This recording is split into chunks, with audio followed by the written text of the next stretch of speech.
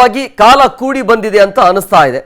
So ಇವತ್ತು ಸಂಜೆ ಅಥವಾ ನಾಳೆ ಒಳಗಡೆನೆ ಈ ಅವರ ಡಿ.ಕೆ. ಶಿವಕುಮಾರ್ ಅವರ ಕೈಗೆ ಸಂಪುಟ ಒಂದು ಪಟ್ಟಿ ಬಿಡುಗಡೆ ಆಗತ್ತೆ. ಅದಾದ ನಂತರ ನೋಡಿ ಅಂತೂ ಇಂತೂ ಸಂಪುಟ ವಿಸ್ತರಣೆಗೆ ಕಾಲ ಅಂತೂ ಕೂಡಿ ಬಂದಿದೆ. ಸೋಮವಾರ ಸಂಜೆ 4ಕ್ಕೆ ಪ್ರಮಾಣ ವಚನ ಸಮಾರಂಭ ಫಿಕ್ಸ್ ಅಂತ ಹೇಳಲಾಗ್ತಾ ಇದೆ.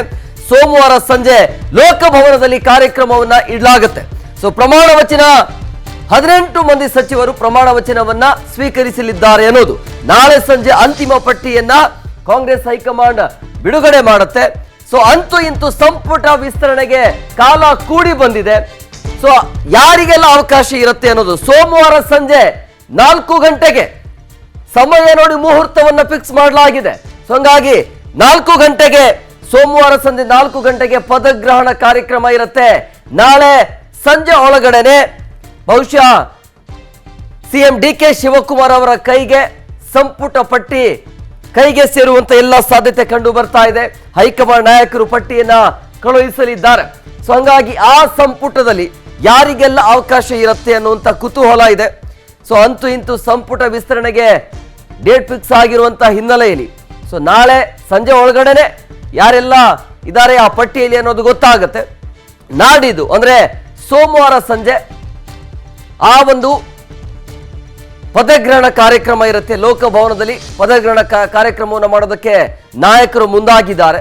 ಸೊ ಇದು ಯಾವಾಗಲೂ ಆಗಬೇಕಾಗಿತ್ತು, ಒಂದು 2 ವಾರದ ಹಿಂದೆನೇ ಆಗಬೇಕಾಗಿತ್ತು. ಆರಂಭದಲ್ಲಿ ಒಂದು ಹೋರಾಟ, ಅದಾದ ನಂತರ ಸಂಸತ್ ಆರಂಭ, ಕಾವೇರಿ ಕಿಚ್ಚು ಇದೆಲ್ಲ ಬೆಳವಣಿಗೆ ಆಯಿತು. ಸೊ ಹಂಗಾಗಿ ಅದು ಡಿಲೇ ಆಯಿತು. ಸೊ ನೋಡ್ತಾ ಇದ್ರಿ ಮತ್ತೊಂದು ಕಡೆ ಸಂಭಾವ್ಯ ಪಟ್ಟಿಯನ್ನು ನೋಡ್ತಾ ಇದ್ರಿ ಯಾರೆಲ್ಲ ಇದ್ದಾರೆ ಅಂತ ಹೇಳಿ. ಶರತ್ ಬಚ್ಚೇಗೌಡರ ಹೆಸರು ಕೂಡ ಕೇಳಿ ಬರ್ತಾ ಇದೆ. ಮತ್ತೆ 2ನೇ ಪಟ್ಟಿಯಲ್ಲಿ ಜಮೀರ್ ಅಹಮದ್ ಅವರ ಹೆಸರು ಕೂಡ ಇದೆ. ಜಮೀರ್ ಅಹಮದ್ಗೆ ಚಾನ್ಸ್ ಕೊಡಬೇಕು ಅನ್ನೋದು ಈಗಾಗಲೇ ಅವರು ಹೈಕಮಾಂಡ್ ನಾಯಕರ ಜೊತೆ ಮಾತುಕತೆ ಕೂಡ ಆಗಿದೆ, ಮಾತನಾಡಿದ್ದಾರೆ. ಇನ್ನು ಅದರ ಜೊತೆಗೆ 2ನೇ ಪಟ್ಟಿಯಲ್ಲಿ ಸಂತೋಷ್ ಲಾಡ್ ಅವರ ಹೆಸರು ಕೂಡ ಇದೆ, ಕಲಘಟಗಿ ಕ್ಷೇತ್ರ.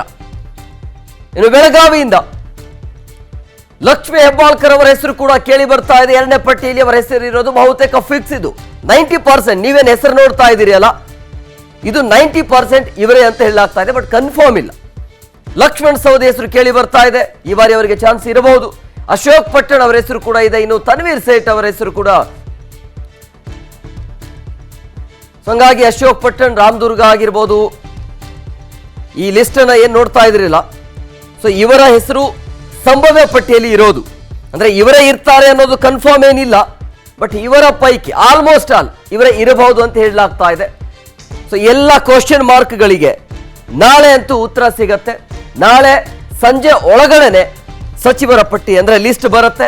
ಅದಾದ ನಂತರ ಸೋಮವಾರ ಕಾರ್ಯಕ್ರಮ ಇರುತ್ತೆ. ಪದಗ್ರಹಣ ಕಾರ್ಯಕ್ರಮವನ್ನು ಮಾಡೋದಕ್ಕೆ ನಾಯಕರು ಕೂಡ ಮುಂದಾಗಿದ್ದಾರೆ. ಸೊ ಹಂಗಾಗಿ ಲೋಕಭವನದಲ್ಲಿ ಈ ಕಾರ್ಯಕ್ರಮ ನಡೆಯುತ್ತೆ. ಒಂದ್ ಕಡೆ ನೋಡ್ತಾ ಇದ್ರಿ ನೀವು ಸಂಭಾವ್ಯ ಸಚಿವರು ಯಾರೆಲ್ಲ ಇರಬಹುದು ಅಂತೇಳಿ. ಇವರ ಹೆಸರೇ ಫೈನಲ್ ಆಗಬೇಕು ಅಂತೇನಿಲ್ಲ, ಒಟ್ಟಿನಲ್ಲಿ ಪ್ರಯತ್ನ ಅಂತೂ ಆಗ್ತಾ ಇದೆ.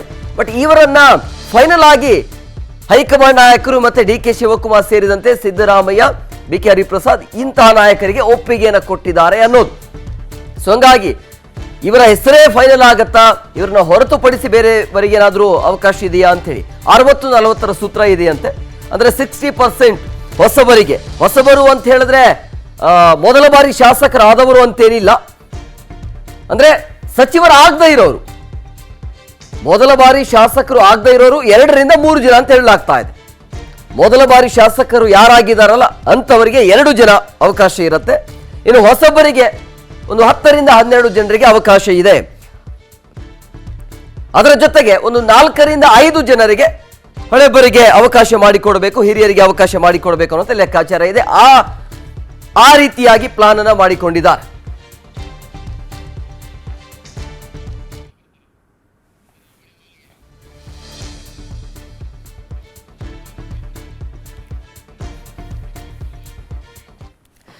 ಈ ಬಗ್ಗೆ ಮತ್ತಷ್ಟು ಮಾಹಿತಿ ನೀಡ್ತಾರೆ ನಮ್ಮ ಪ್ರತಿನಿಧಿ ತಿಮ್ಮೇಗೌಡ, ನೇರ ಸಂಪರ್ಕದಲ್ಲಿದ್ದಾರೆ. ತಿಮ್ಮೇಗೌಡ, ಈಗ ಸಹಜವಾಗಿ ಕುತೂಹಲ ಇರುವಂಥದ್ದು ಯಾರಿಗೆಲ್ಲ ಅವಕಾಶ ಇರುತ್ತೆ ಅಂದ್ರೆ 17ರಿಂದ 18 ಜನರಿಗೆ ಮಾತ್ರ 2 ಸ್ಥಾನವನ್ನ ಖಾಲಿ ಬಿಡ್ತಾರೆ ಅಂತ ಲೆಕ್ಕಾಚಾರ ಇದೆಯಂತೆ. ಆ 17ರಿಂದ 18 ಜನ ಯಾರು ಇರಬಹುದು ಅನ್ನೋದು. ಸೊ ಹೇಗೆ ಅಂತೂ ಇಂತೂ ಕಾಲ ಅಂತೂ ಕೂಡಿ ಬಂದಾಯ್ತು. ಈಗ ಸೋಮವಾರನೇ ಫಿಕ್ಸ್ ಹೇಗೆ ಕಾರ್ಯಕ್ರಮ? ಖಂಡಿತ ಎಂ ಕುಮಾರ್, ಅಂತೂ ಇಂತೂ ಈ ಒಂದು ಸಂಪುಟ ವಿಸ್ತರಣೆಗೆ ಶುಭಗಳಿಗೆ ಕೂಡಿ ಬಂದಿರುವಂಥದ್ದು. ಅದರಂತೆ ಸೋಮವಾರ ಸಂಜೆ 4 ಗಂಟೆಗೆ ಲೋಕಭವನದಲ್ಲಿ ನಡೆಯುವಂಥ ಒಂದು ಕಾರ್ಯಕ್ರಮದಲ್ಲಿ 18 ಮಂದಿ ಸಚಿವರಾಗಿ ಪ್ರಮಾಣ ವಚನವನ್ನು ಸ್ವೀಕಾರ ಮಾಡ್ತಾರೆ ಅನ್ನುವಂಥ ಒಂದು ಮಾಹಿತಿ ನಮ್ಮ PNS ವಿಸ್ತಾರ ನ್ಯೂಸ್ಗೆ ಲಭ್ಯ ಆಗಿರ್ತಕ್ಕಂಥದ್ದು.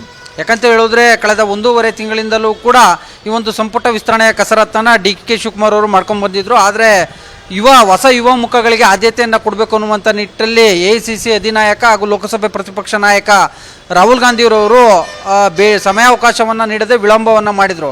ಯಾಕಂತ ಹೇಳಿದ್ರೆ ನೀಟ್ ಗೊಂದಲದಿಂದ ಯಾವಾಗ ಜಂಜಿಗಳ ಹೋರಾಟಕ್ಕೆ ಕೇಂದ್ರ ಸರ್ಕಾರ ಮಣಿತೋ ಅವಾಗ ತಮ್ಮ ಮನಸ್ಥಿತಿಯನ್ನು ಬದಲಾವಣೆ ಮಾಡಿಕೊಂಡಂಥ ರಾಹುಲ್ ಗಾಂಧಿಯವರು ಹೊಸ ಯುವ ಮುಖಗಳಿಗೆ ಆದ್ಯತೆಯನ್ನು ಕೊಡಬೇಕು, ಆ ಮೂಲಕವಾಗಿ ದೇಶದಲ್ಲಿ ಯುವ ಶಕ್ತಿಯನ್ನು ಕಾಂಗ್ರೆಸ್ನತ್ತ ಸೆಳೆಯುವಂಥ ಒಂದು ಸ್ಟ್ರಾಟಜಿಯನ್ನು ಅನುಸರಣೆ ಮಾಡ್ಕೊಂಡಿರ್ತಕ್ಕಂಥದ್ದು. ಸೊ ಹೀಗಾಗಿ ಸೋಮವಾರ ಸಂಜೆ ನಡೆಯುವಂಥ ಪದಗ್ರಹಣ ಸಮಾರಂಭದಲ್ಲಿ 18 ಮಂದಿ ಸಚಿವರುಗಳು ಪದಗ್ರಹಣವನ್ನು ಪ್ರಮಾಣ ವಚನವನ್ನು ಸ್ವೀಕಾರ ಮಾಡ್ತಾರೆ ಅಂತ ಹೇಳಲಾಗ್ತದೆ. ಆದರೆ ಈ ಒಂದು ಸಂಪುಟ ವಿಸ್ತರಣೆ ಸಂದರ್ಭದಲ್ಲಿ ಹೊಸ ಯುವ ಮುಖಗಳಿಗೆ ಯಾರಿಗೆ ಅವಕಾಶವನ್ನು ಮಾಡಿಕೊಡಲಾಗಿದೆ, ಮತ್ತೊಂದು ಕಡೆಗೆ CM ಸಿದ್ದರಾಮಯ್ಯನವರ ಬಣ ಮೇಲುಗೈಯನ್ನು ಸಾಧಿಸುತ್ತಾ ಅಥವಾ DK ಶಿವಕುಮಾರ್ ಅವರ ಬಣ ಮೇಲುಗೈಯನ್ನು ಸಾಧಿಸುತ್ತಾ ಅಥವಾ ಎರಡೂ ಬಣವನ್ನು ಸೈಡಿಗೆ ತಳ್ಳಿ ಹೈಕಮಾಂಡೇ ಪಟ್ಟಿಯನ್ನು ಫೈನಲ್ ಮಾಡಿ ಹೈಕಮಾಂಡ್ ನಾಯಕರೇ ಹೊಸ ಯುವ ಮುಖಗಳಿಗೆ ಯಾರಿಗೆಲ್ಲ ಅವಕಾಶವನ್ನು ಮಾಡಿಕೊಡುತ್ತೆ ಅನ್ನುವಂಥ ನಿಟ್ಟಲ್ಲಿ ತೀವ್ರ ಕುತೂಹಲವು ಕೂಡ ಮನೆ ಮಾಡಿರ್ತಕ್ಕಂಥದ್ದು.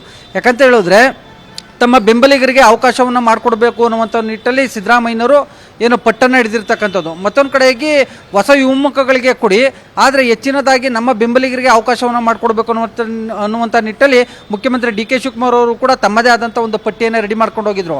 ಮತ್ತೊಂದು ಕಡೆಯಾಗಿ ಪಕ್ಷಕ್ಕೆ ದುಡಿದಿರ್ತಕ್ಕಂಥ ಅನೇಕ ಮಂದಿ ಹಿರಿಯ ಶಾಸಕರುಗಳಿದ್ದಾರೆ, ಅವ್ರಿಗೂ ಕೂಡ ಅವಕಾಶವನ್ನು ಮಾಡಿಕೊಡ್ಬೇಕು ಅನ್ನುವಂಥ ನಿಟ್ಟಲ್ಲಿ KPCC ಅಧ್ಯಕ್ಷ BK ಹರಿಪ್ರಸಾದ್ ಅವರು ಕೂಡ ಪ್ರತ್ಯೇಕವಾದಂಥ ಒಂದು ಪಟ್ಟಿಯನ್ನು ಸಲ್ಲಿಸಿದ್ರು.